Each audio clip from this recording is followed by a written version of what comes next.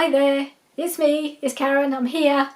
As promised, I said I would come on and do a little face-to-face video with you, show you how I'm getting on with my shoulder recovery, and answer some of the questions you very kindly sent in. So yeah, I'm 3 weeks post-surgery, so it's halfway through wearing this annoying thing, this sling. It's a bit restricting, should I say. I can't really do very much, but the shoulder feels absolutely fine. Don't really get any pain in it now. All the dressings are off. It's all beautifully healed.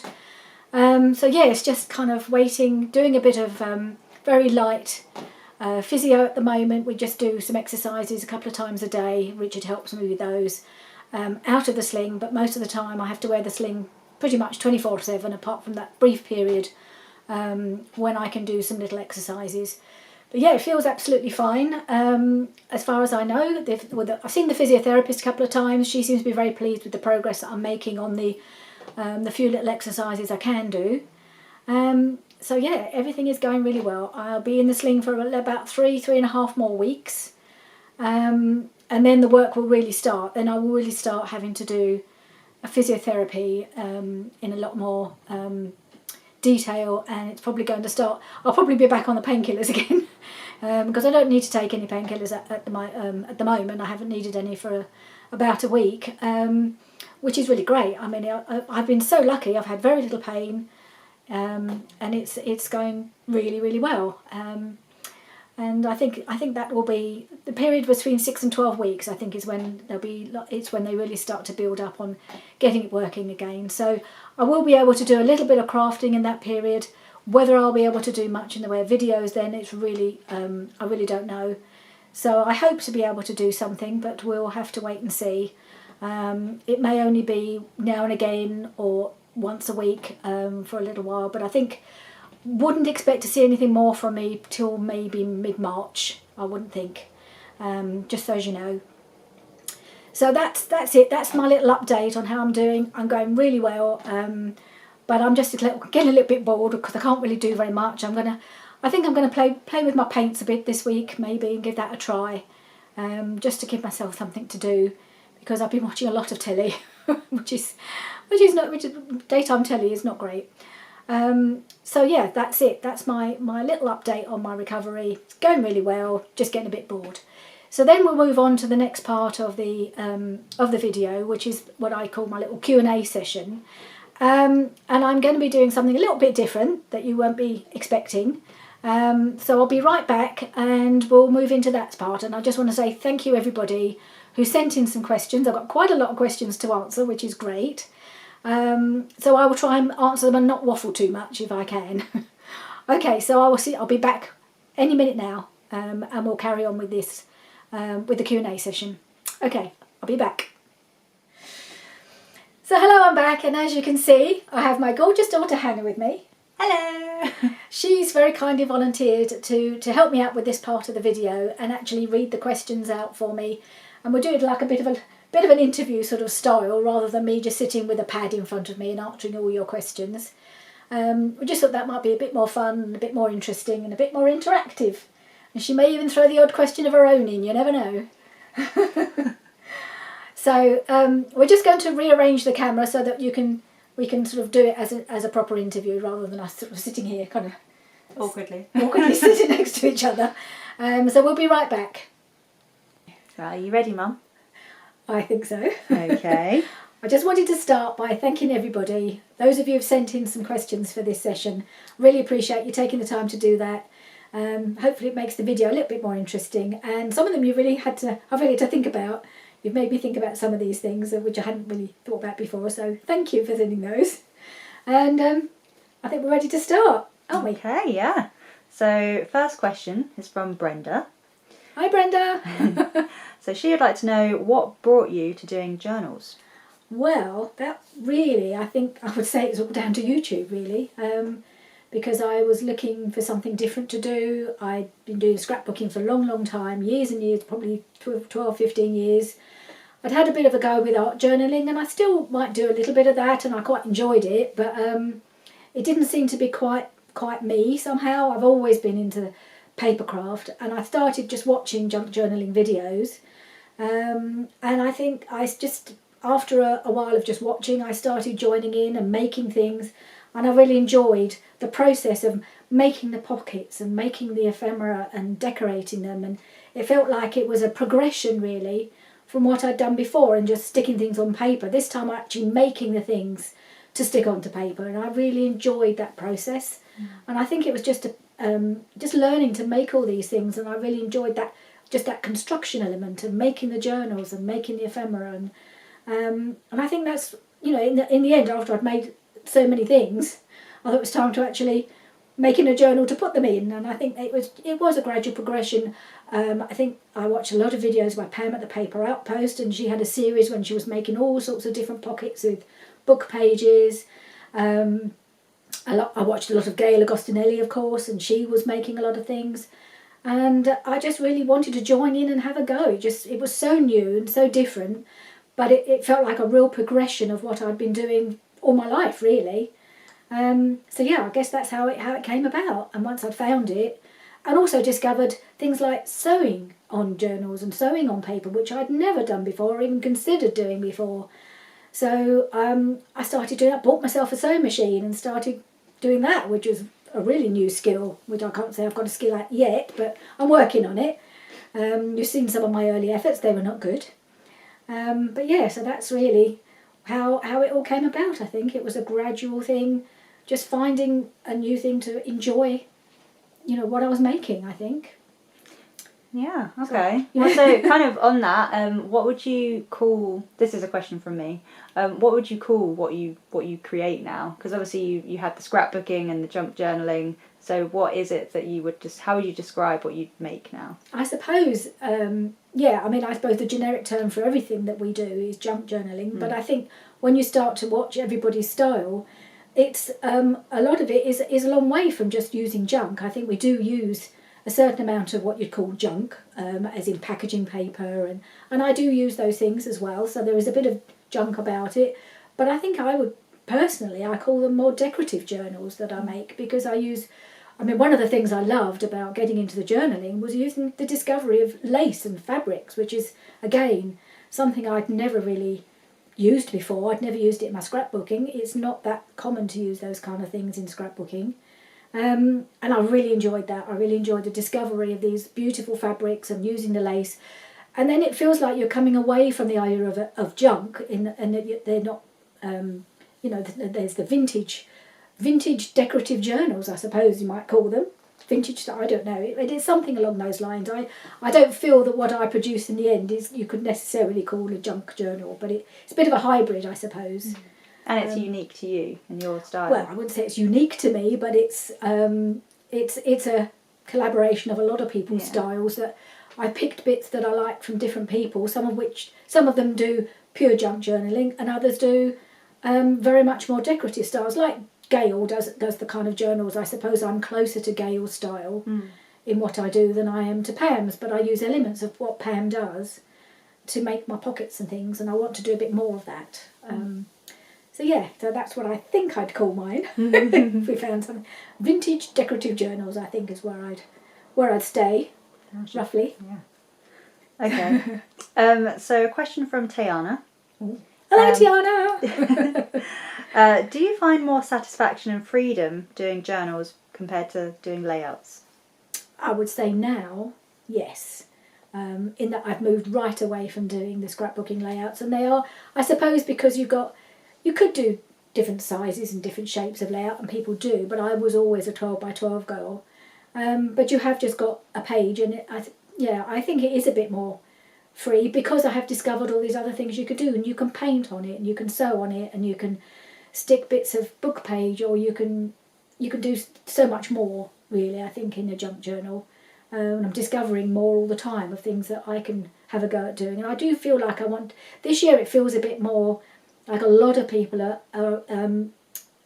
including more art journaling into their junk journals.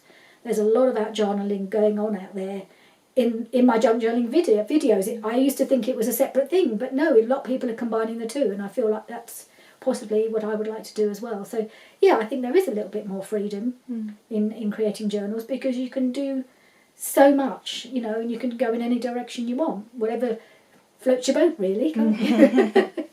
Yeah. Okay, well, another question from me. Oh, yeah. So, what do you prefer, making the ephemera or kind of putting the journal together once you've kind of made everything? Yeah, this is the easy one for me. Yeah. I love making the ephemera. I love the making, I love the constructing, I love the decorating and just making different things. And, you know, and I love it when people put new ideas of what they're making, and I just want to go and make everything. Sometimes I just have this really long list of things that I want to go and make. I think sometimes putting the journal together is slightly more stressful because I can never get in everything into the journal that I've made. And then it ends up with this big fat thing that feels like I've, you know, gone over the top. Trying to get everything into the journal is often a little bit stressful for me. I imagine it's probably something that a lot of people have, like they experience that where it's just so fat that maybe that's just how they're meant to be. I think a lot of them do end up that way. Yeah. But they are, I mean, having made them, and because I do work in my own Christmas journals, which always end up really fat, and they are quite difficult to work in when they've got that fat. So I'm always thinking, don't put too much in, don't put too much in. But I want to make everything to go in it. So I think it's the making of the pieces is the bit I enjoy the most. But also there's a lot of satisfaction with the end product, having completed it and put it together and made it look. I enjoy doing the covers. I enjoy doing the covers quite a lot when I've got an idea of what I want to do, and the actual making of all the individual bits. But it is the putting together that I find a little bit more stressful, and perhaps don't enjoy quite as much. Do you always know what you're aiming to produce, or does it kind of you start making something and it just kind of comes to you as you go along? Do you always have a plan, I suppose, is my question. Not specifically for the whole video. I think I'll have I mean, my starting point will usually be a theme, and then when I've got the digital kits that I want to use to go in that theme, and there's usually a couple of kits, so that kind of gives me then I've got a colour scheme, and the kits will come with a certain amount of its own ephemera and papers, which you then use to make the pieces to go in it. So it kind of is starting off with the idea of what theme do I want, what kind of journal do I want to make, but I haven't been very adventurous with that, and that might be something for the future, is to be more adventurous in the style of journal that I make. And I might come on to talking about that at the end. There's another question that we're saving for the end where I might talk a bit more about that. Okay. Sorry, I've thrown you off there. No, it's all right. No, I mean, it is a perfectly valid question, but I think my starting point is usually the theme and the digital kit that I'm going to use for that theme, and then I take it from there, and then I start thinking about what colours I'm going to use, what fabrics I want to use, because I like to do a fabric cover. I love putting fabrics on my cover, and then that kind of, and then it evolves after that, and maybe I don't think any further ahead than what video I'm going to do next and what am I going to make in this video for this journal. So I suppose it's a bit of both. It evolves a bit as it goes along, as I discover things that I might want to make that will fit in the journal, but I do have a bit of a plan at the beginning, more or less, for the type of journal I want to make. But I never know how it's going to end up. And mostly I've been pretty happy with how they've ended up. I've been, because I often try and do something a bit new or a bit different, try and stretch myself a little bit each time. And I really enjoy the process of discovery. Okay, so another question from Tayana. So, do you have a nice size collection for yourself, or do you primarily make them for other people? Well, up until now, because I haven't been doing this for very long, and most of the journals I've made have been for other people. But for instance, I did a travel, three ring binder journal in a vintage travel theme. Now that one I just made for myself because I just wanted to try it. It was a different style of journal, I suppose, that I wanted to try. So I've got that one. I've got only about 3 journals that I've kept, and I do make the Christmas journals are for my own collection because I use them. So I've got 3 of those that I've made over the last 3 Christmases, and I've kept those, 2 of which are complete, and obviously the last Christmas one is barely started, so I'm hoping I'll get that finished. But yeah, mostly I have given them away up until now, but I'm running out of people to give them to. most of the people I think might enjoy the journals have already had one now. So I may end up building a collection. But at the moment, I don't really have a big collection of journals myself. Well, I guess that kind of covers Tayana's other question, which was, what do you do with the journals you don't give to other people? So, yeah. Well, at the moment, I don't know if you can see behind me, there's a big cupboard where there's my husband put a shelf up for me over Christmas, and that's where they are. Where my little collection of, my quite small collection of journals is all in my cupboard now, and that's where I keep them. But I've got a few other bits on that shelf, and it's getting full. So, yeah, I'm gonna have to think about what I do in the future. I thought now if I can't give them away, but I don't want to stop making them, I may have to think about what I do with them, and whether that's at some point consider selling them. I don't know. That might be something I think about in the future, but I'm not sure. It's something that I've toyed with the idea, but I'm still not sure it's really the way I want to go. But we'll see. Watch this space. Yeah. Okay. So, do you have a Cuttlebug?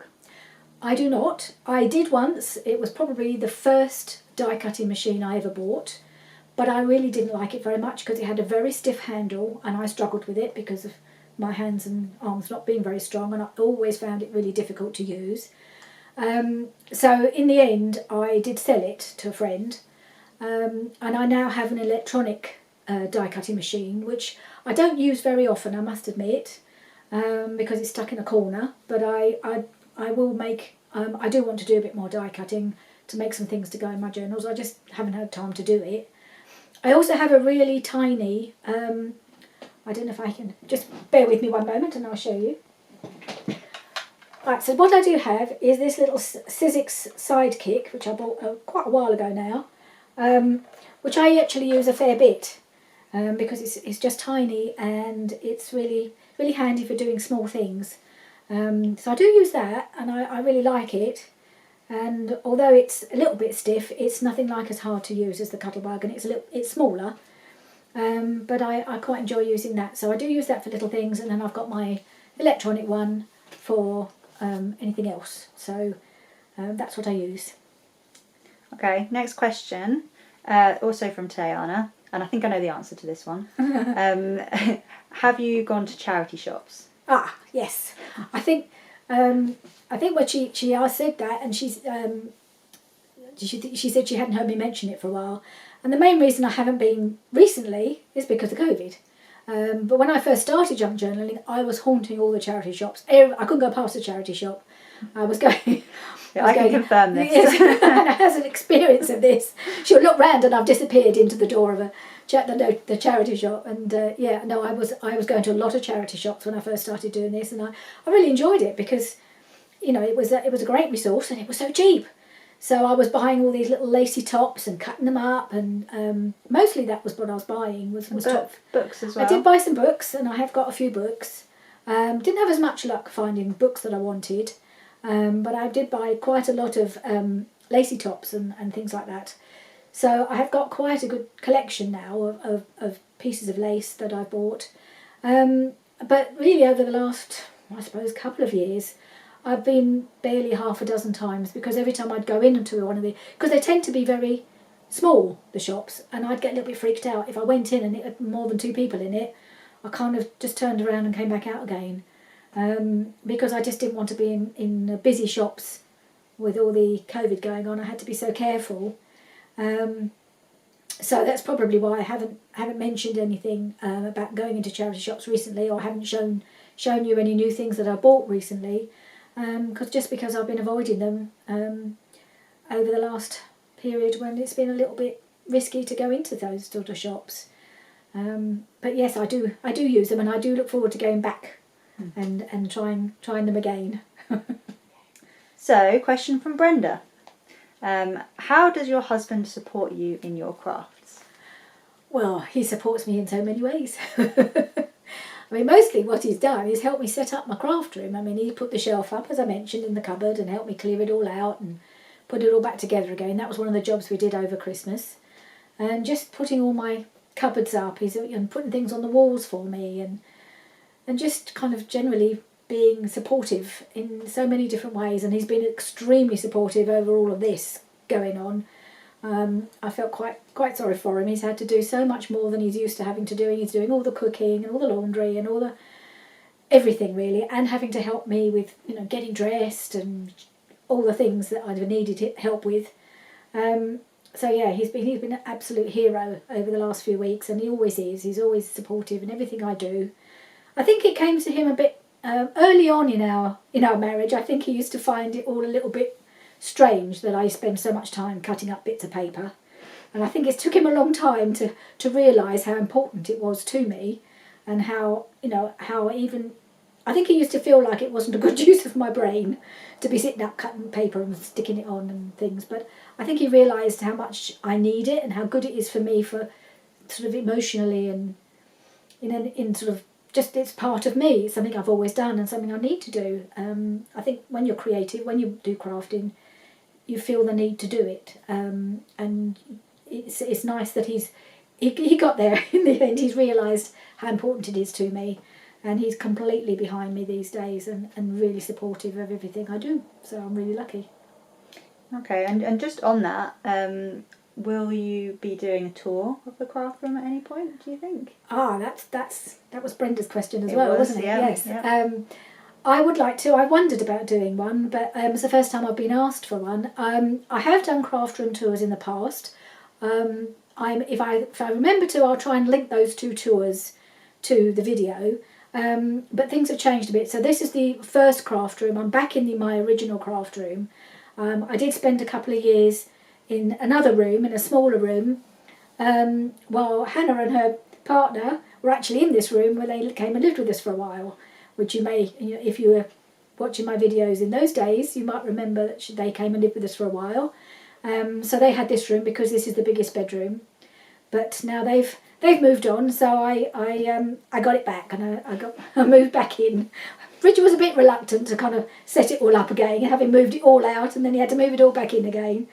But he realised that it was actually a much better place for me to work. So, and there was a few bits of reorganisation I still want to do, and it's actually not going to be very, until my arm is built up and it's all fully healed and working, to go around holding a camera and showing everything is a bit difficult. So we'll put it on the back burner for the time being, but I will bear in mind that there is some interest, and if anybody else says yes, they'd like to see one, I will try and do one maybe in 2-3 months' time. I'll try and, or earlier, depending on how things go with my arm, really, because there's no way I can do it with one arm. So when I'm all back and, you know, everything's up and running and it's all strong again, as if it was ever strong in the first place. Maybe it's going to be more strong than before. I will certainly try and do a little craft room tour. So it'll be a bit of an update really, because some of it has changed. Quite a lot of it has changed because of the junk journaling that I do. There's a lot of different things in here than there used to be. But in the meantime, you can always look at my old videos and give you some idea of what this room looks like. But it does look different to what it did then. So yeah, it's coming, but not quite yet, is all I can say. Okay, question from Tayana again. Are your daughters creative? I would say on the whole they have both got creative tendencies, but neither of them are into papercraft in the way I am. Whether that might come to them later in life. I mean, Jenny, I think, is more into the cake decorating and cake baking side of creativity. But she has so little time, what with her little, you know, you've heard about my little granddaughter, and she's quite a handful, and Jenny's got a full-time job as well, and she's got a lot going on with building her extension and everything.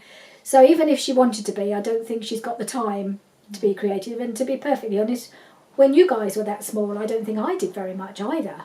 Oh, you always had something going on. I did a bit. Yeah. I used to do a bit of card making, I think, probably in those days. Yeah. And I did get into scrapbooking, I suppose, when you were quite young, but not as young as that. Yeah.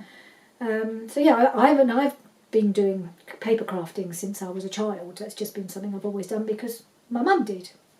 But it just wasn't something that really you girls really got into, was it? So, but you know, Hannah did music. She's always she's been quite, you're more creative, I would say, possibly than your sister, and that you always used to love to do art and music, and now she's into knitting. Really getting into her knitting, aren't you now? Yeah. So I would say definitely Hannah's got is got quite a strong creative side.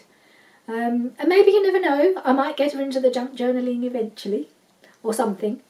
We shall see. We shall see. You might do it with me one day. We'll see. We'll see what we can do. But yeah, they are. I think they've got creative tendencies, but they just don't have a lot of time to really indulge them. It's probably the best answer, really. Yeah. Okay. So, a question from Laurie. Oh, hello, Laurie. And I guess we've probably touched on it a little bit, but do you do any other types of crafts? Well, I think over the years I've done almost everything you can think of. I think this is kind of like the combination of doing a load of things. I mean, in the past, I've done knitting, I've done cross stitch, I've even done pottery in the distant past. A lot of these things now are no longer possible because of my hands, really. I've done embroidery, so I've done a lot of sewing in when I was a lot younger, but that was something I had to pretty well give up, that and the knitting, because of my hands. But then I used to go to a lot of classes where I used to paint on anything, paint on ceramics, paint on glass, paint on silk, paint on wood. So I've tried everything, just about. I don't think there's anything or hardly anything I can think of that I haven't at least tried. But I think in the end, I always came back to sticking paper on bits of paper. I think papercraft has probably been more accessible to me because it's an easy craft to do. I think I discovered scrapbooking in about 2006, and together we're doing family research, so I did some family scrapbooks, and I really enjoyed doing that, recording family histories and things like that. And so the scrapbooking really got took over and became my main craft for a long time. And I think that's been really, paper crafting has run through my whole life. But I have dabbled in just about every other craft as I've gone along, and I've got various bits around my room of things that I've tried. There's some art journaling on my walls. I've got some pictures that have cross-stitched and bits and pieces. I've got the odd pot around the house that I have thrown in my very distant potting days, pottery days. Paintings on the walls. There are paintings on the walls. Yes, I was kind of into abstract art because I can't draw. So I was very good at daubing. I think I did a lot of daubing, and that and I still might do some more daubing. But so I've had a go at most things, I would say, and I think you probably could say that about any crafter. Most crafters don't stick to one craft. I would think if you've got crafting tendencies, you have a go at a lot of things. And junk journaling is one of those crafts that you can actually include any kind of craft into that you want. If you've got those other interests, you can, which is one of the things I like about it. Yeah. Okay, and then finally, a question from Lynette. Oh, hi Lynette! What is the next work-along project you are going to do? Next work-along project? Well, I won't be able to do anything for quite a while, as you may have gathered. It's going to take a fair while for me to be able to get back into normal crafting and do my normal videos. I usually aim to upload 2 videos a week. If you've followed me for a while, you'll probably see that I generally aim to upload a video on a Monday and a Thursday. And then if I get involved into any challenges, like I did Rachel's Roxy's Weekly Challenge last year, and that was the 3rd video. And occasionally I'll even throw in another one if I'm on a roll. And I think that's not going to happen for a while yet. And until it does, I don't really have any particular plans of anything I can make. I think when I come back, when I first start up, I will be doing perhaps some more general making of things. I feel like making some ephemera, perhaps just enjoying doing some relaxing, make some pockets, doing a bit of, just kind of doing a little bit of what I fancy without a big project in mind. But one thing I do want to do this year, I've decided that I think, doing these single signature journals, which is mainly what I've been doing, which end up as being super fat and kind of all pinched at one end and all wide at the other. I do watch a lot of Barbara and 49 Dragonflies, and what she tends to do is put her signatures together and then build the cover to fit it. Now that's quite a good idea, and it's about time I thought maybe I need to stretch myself a bit, and perhaps what I do want to try and do is start to do some multi-signature journals with a proper spine to allow for all this ephemera that I keep making. So I think when I do start making journals again, that's the direction I want to take. So I think that will be ultimately the aim, is to start making my next journal when I get around to doing it. And as I say, it will be a little while yet before I'm able to take on a big project like that. But I do want to make a multi-signature journal with a good 2-inch spine or something like that, so that I can put that together and stuff it full of ephemera. But in the meantime, I'm going to be just doing some just gentle ephemera making videos, I think, and that's probably what I'll be doing to start with when I start back making my journal, making my videos again. So I hope that's all right with you. That's the plan. Okay. Which isn't it's not a very firm plan, but it's a kind of vague plan. Well, Okay. that is all of the questions. That's covered everything. Yeah. Right. Well, in that case, I hope that's given you all the answers that you were looking for, and I hope you've enjoyed this video. Thank you so much for all the questions. Thank you, Hannah, for helping me out with this. It's made it much more fun for me to actually have somebody asking me the questions. It was really, really nice to do it with you. And so hopefully I will be back before too long with my first crafting video, but it'll probably be at least another month away. I'm thinking probably mid-March before I will make a crafting video. So I will see you then. Bye for now, and I'll see you soon.